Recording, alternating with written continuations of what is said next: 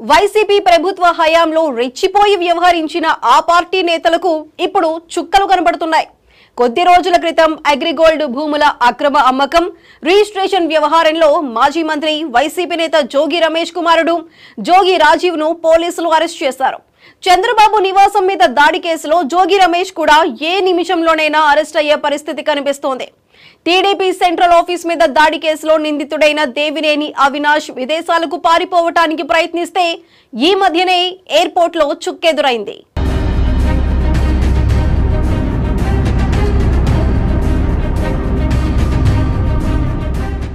విజయవాడ తూర్పు నియోజకవర్గం వైసీపీ అభ్యర్థిగా పోటీ చేసి ఓడిపోయిన దేవినేని అవినాష్కి వరుస ఎదురుదెబ్బలు తగులుతున్నాయి.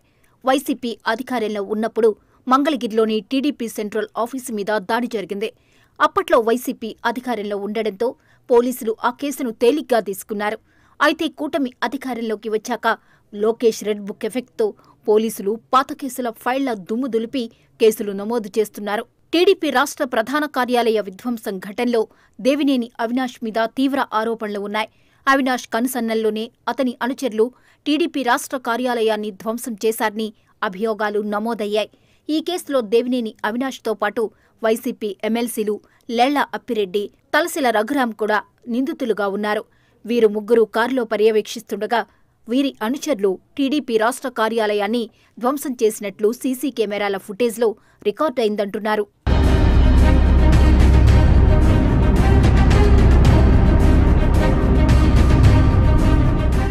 కూటమి ప్రభుత్వం అధికారంలోకి వచ్చాక పోలీసులు దేవినేని అవినాష్, లేళ్ల అప్పిరెడ్డి, తలసిల రఘురాం తదితరుల మీద కేసులు నమోదు చేశారు. దాంతో తమకు ముందస్తు బెయిల్ ఇవ్వాలని, ఈ కేసును కొట్టేయాలని కోరుతూ ఈ ముగ్గురు నేతలు ఏపీ హైకోర్టును ఆశ్రయించారు. హైకోర్టులో ఈ కేసు విచారణ సాగుతోంది. ఆగస్టు 20 వరకు పోలీసులు ఎలాంటి తొందరపాటు చర్యలు తీసుకోవద్దని హైకోర్టు ఆదేశించింది.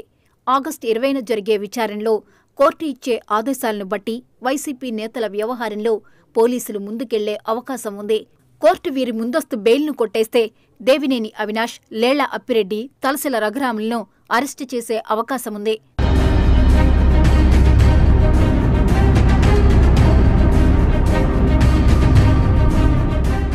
దాంతో దేవినేని అవినాష్ అరెస్ట్ నుంచి తప్పించుకోవడానికి దుబాయ్ వెళ్లిపోవడానికి ప్రయత్నించారు.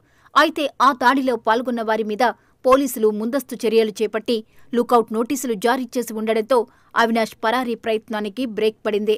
శంషాబాద్ విమానాశ్రయంలో దుబాయ్ ఫ్లైట్ ఎక్కడానికి వచ్చిన దేవినేని అవినాష్ను విమానాశ్రయ అధికారులు అడ్డుకున్నారు.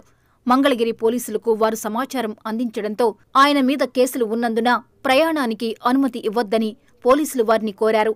ఆ క్రమంలో అవినాష్ ప్రయాణాన్ని అధికారులు అడ్డుకోవడంతో దేశం దాటి వెళ్లాలన్న ఆయన ప్రయత్నం భగ్నమైంది.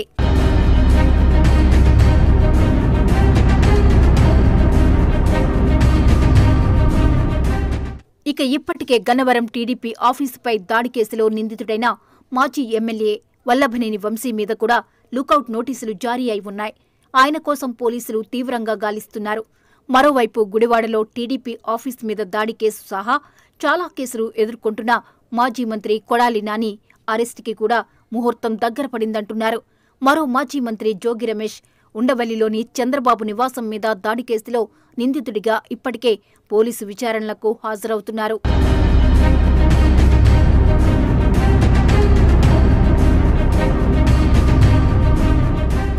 అగ్రిగోల్డ్ భూములు కొనుగోలు కేసులో జోగి రమేష్ కొడుకు జోగి రాజీవ్ ఇప్పటికే జైలు పాలయ్యారు.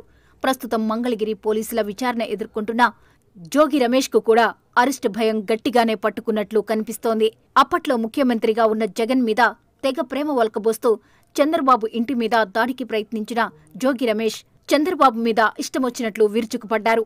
అప్పట్లో అసలు చంద్రబాబుని రాష్ట్రంలో తిరగనివ్వబోమని వార్నింగులు కూడా ఇచ్చిన ఆయనే ఇప్పుడు అదే చంద్రబాబుని బ్రతిమలాడుకునే పరిస్థితి తెచ్చుకున్నారు.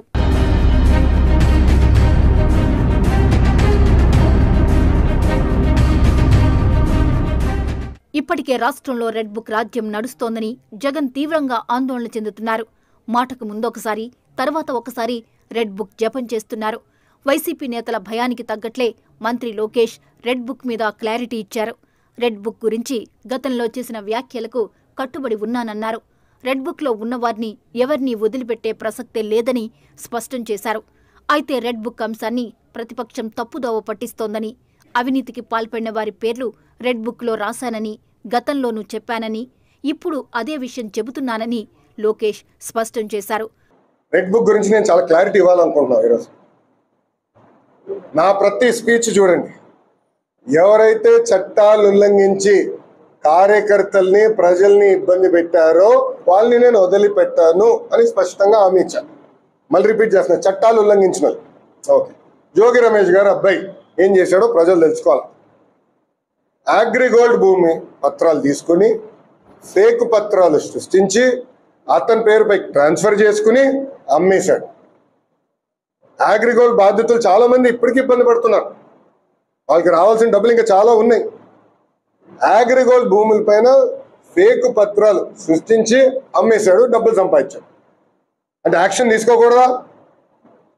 తెలుగుదేశం, జనసేన, భారతీయ జనతా పార్టీ ప్రభుత్వం రేపు లిక్కర్లో కూడా యాక్షన్ తీసుకుంటాం, ఇసుక దండాల్లో కూడా యాక్షన్ తీసుకుంటాం. అంటే అడ్డగోలుగా ప్రజల భూమి దోచేసినా మేమేం పట్టించుకోకూడదా? నేను ఆనాడు హామీ ఇచ్చా, ఊరూరు మాట్లాడా ఎర్ర బుక్ గురించి.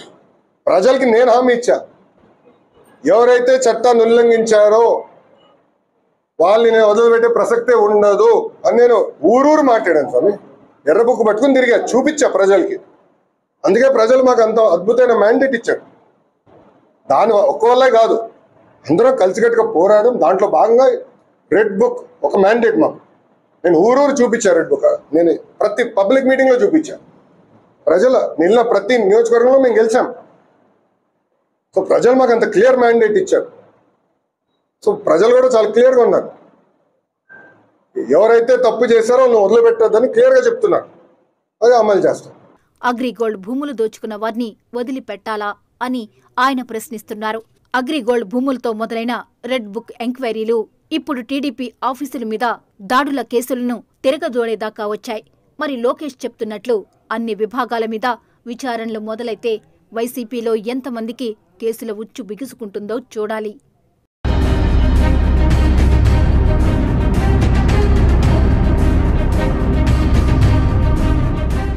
భద్రాద్రికి